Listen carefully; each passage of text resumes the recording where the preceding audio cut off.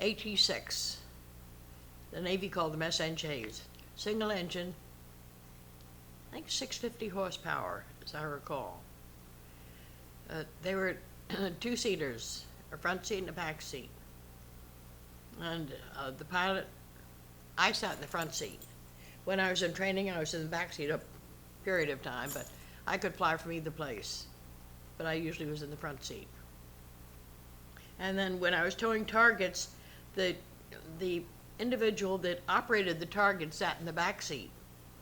And he was usually an enlisted man.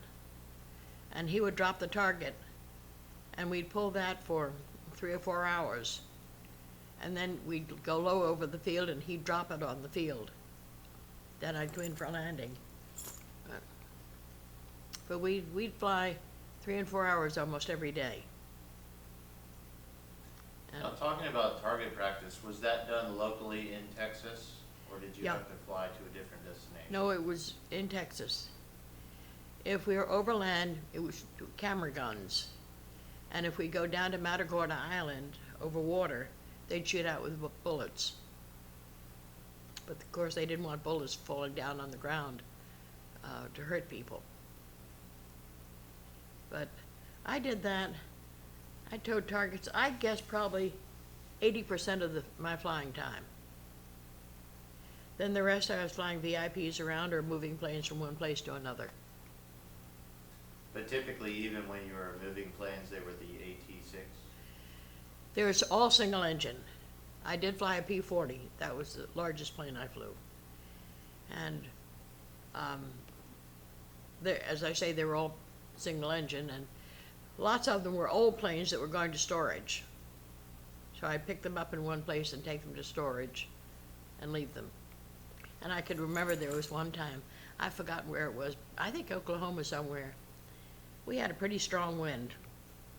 When I landed, it was I think it was a Fairchild. When I landed, the wind was so strong, I think it was 50 miles an hour, that 2 guys met me. They each grabbed a wingtip to hold the plane on the ground. And we crept up to wherever I was going to leave the plane, very slowly, because the wind was right smack, it was coming right at us. I can remember that quite vividly. Now, were there any planes that were more difficult to fly than others? I don't know, because all the ones I flew were pretty easy. The P-40, I had to have a little, well, when you fly a P-40, you solo it the first time. And that was kind of interesting, because I'd never flown a plane of that magnitude before. But I got it up and I got it down all right, so it was interesting. I'll tell you, I loved it. I loved the whole program. And I'd do it again. And I'd tell other people about it, and I told several people about it, and they went and got their flight time, but they couldn't get it done in time.